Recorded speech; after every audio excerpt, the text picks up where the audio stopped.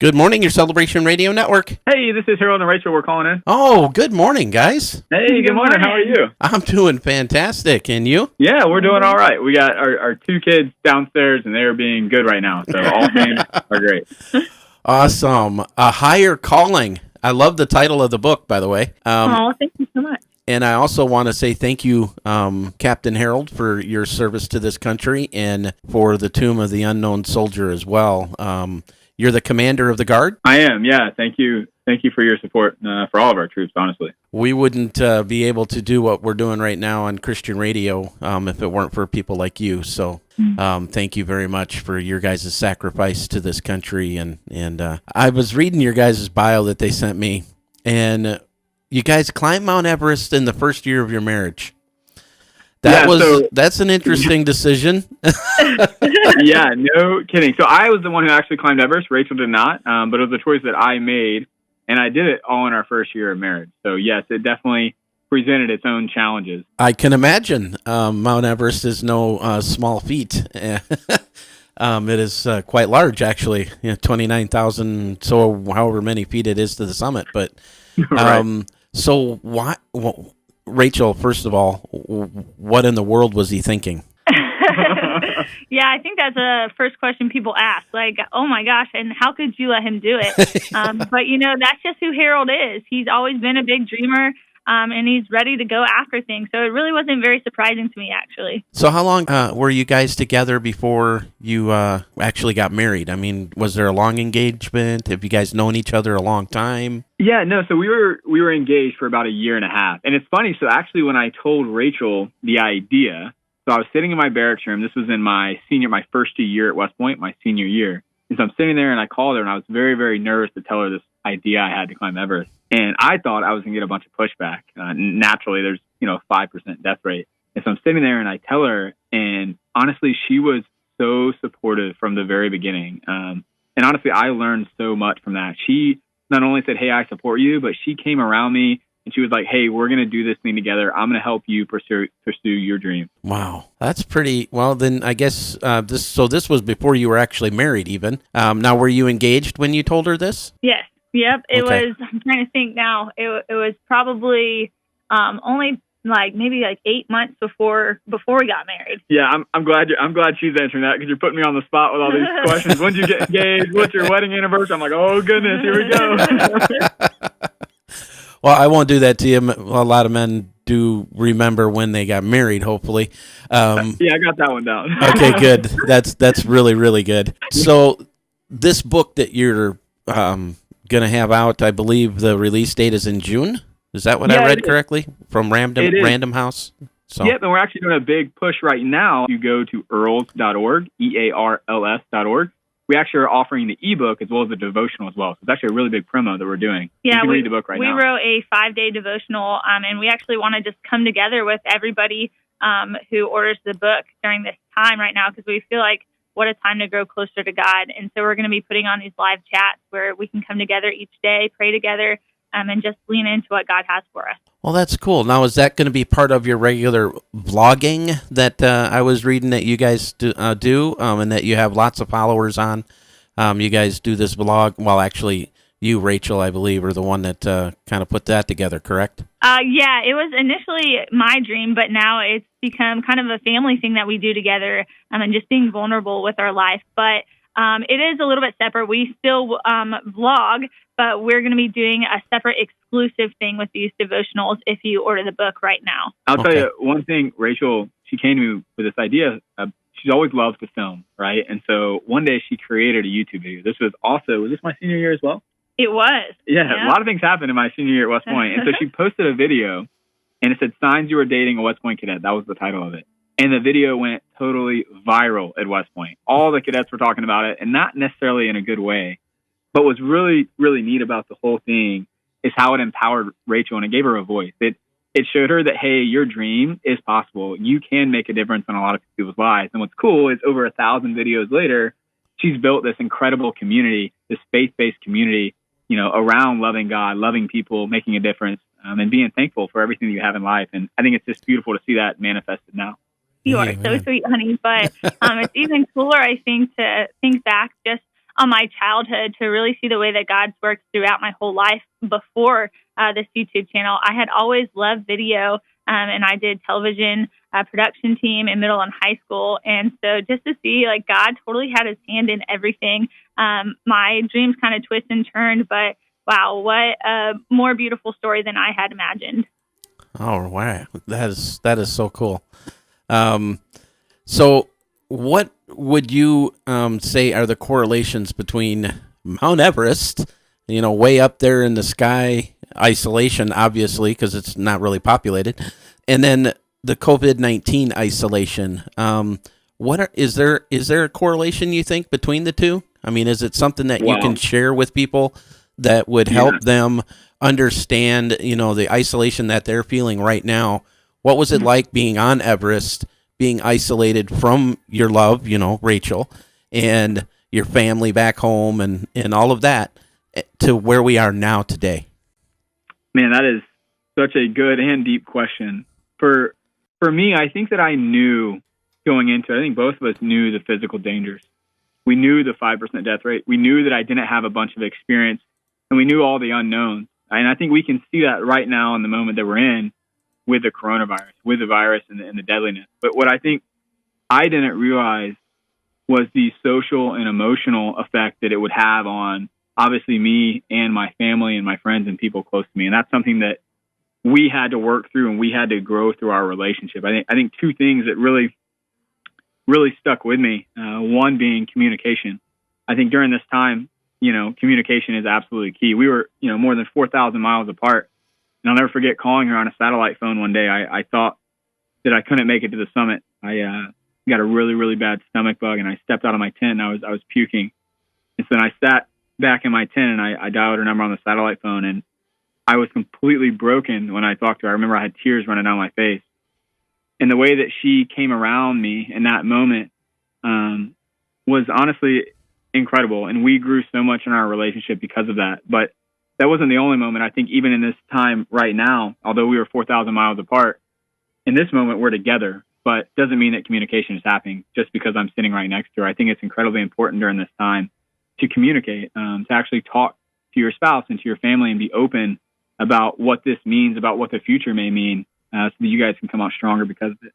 I think the biggest thing that I really learned when we were facing Everest and that separation was that in those deepest, darkest, loneliest moments, man, God shows up if you lean into him.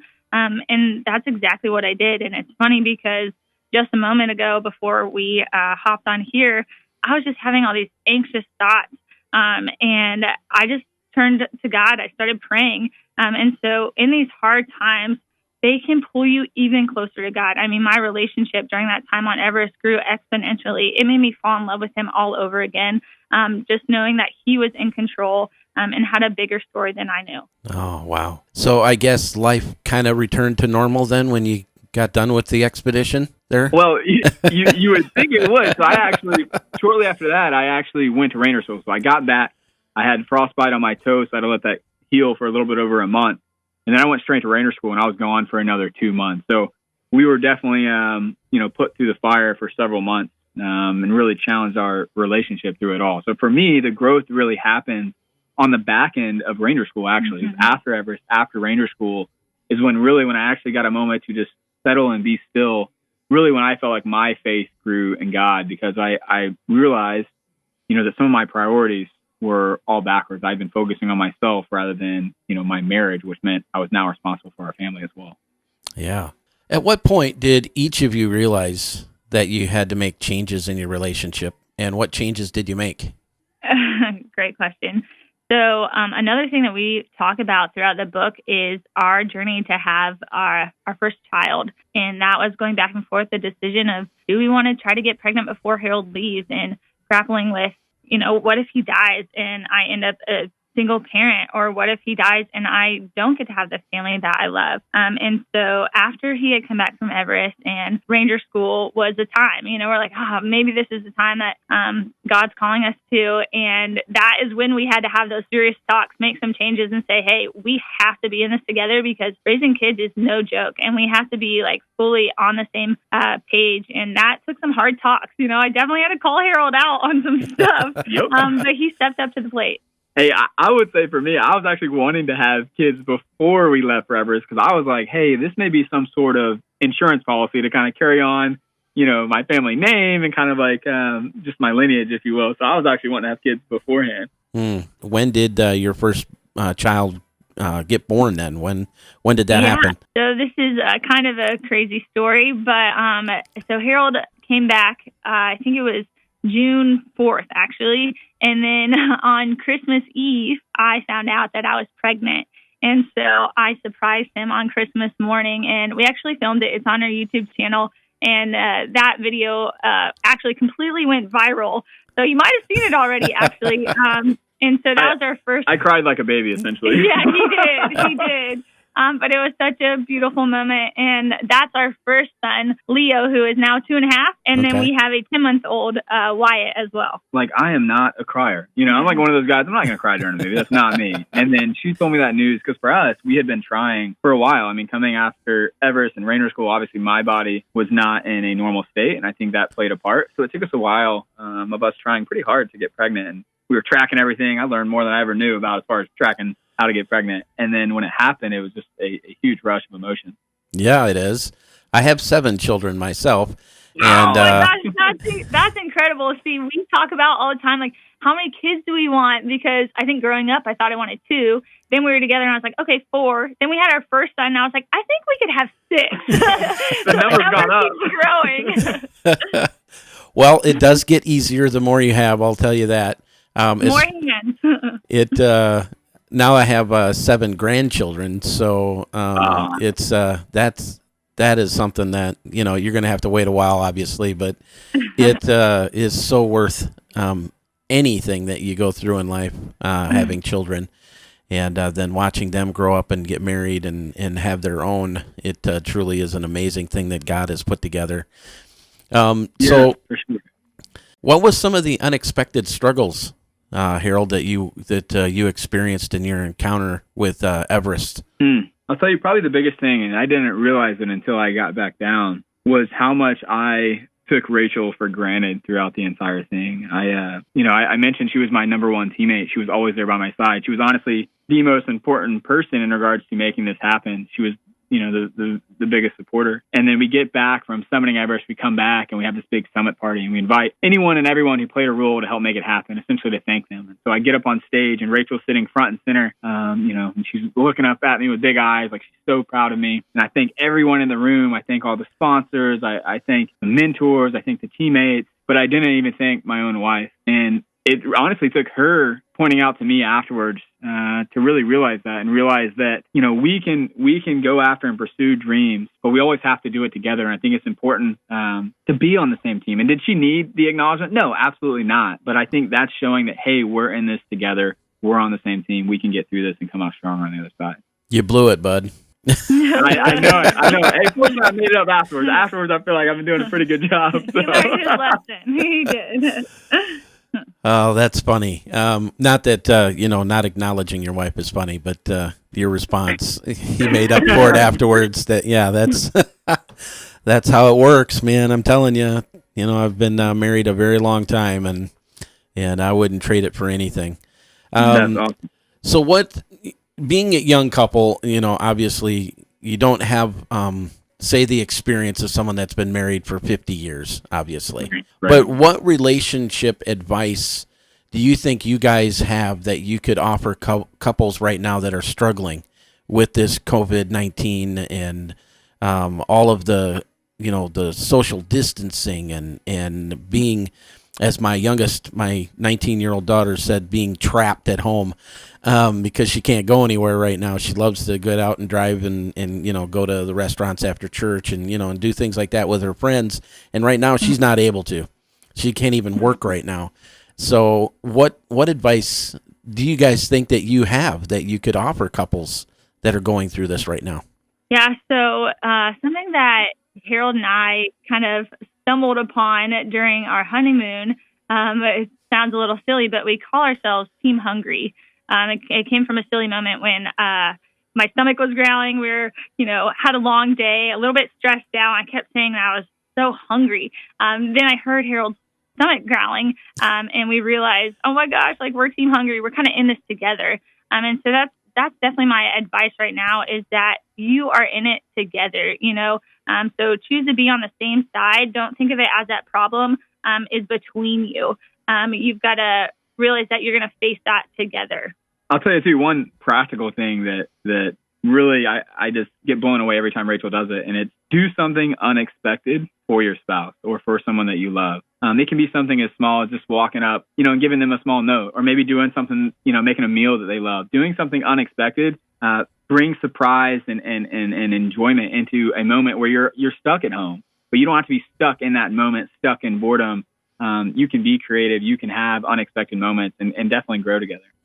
Excellent advice. Even though you guys are pretty young, that is definitely sage wisdom. So I thank you so much for your time. Now, the book is called A Higher Calling, and it will be out in actual book form in June. But right now you have the ebook as well as a devotion, and you said there was something else that's included. Yeah, so you'll get an ebook and then a devotional. And so through that devotional, we're actually doing a live event. Okay, that's what it was. When people purchase it. Yep. All Yep. right. And they can find all the details at earls.org. And you guys can go there and we'll push all the details as far as how to claim all those giveaways. Okay. Awesome. Now, I noticed that you have the proceeds from A Higher Calling that are going to local communities in the United States that are affected by the COVID-19. Also, I love this, by the way. This is awesome that you guys are doing this. You're going to help support families of Nepal and the Mount Everest, the shirkers and the people that put their lives on the line to be with the people that want to put their lives on the line and climb Mount Everest. Because like you say, they basically, that journey pays their whole year's wage.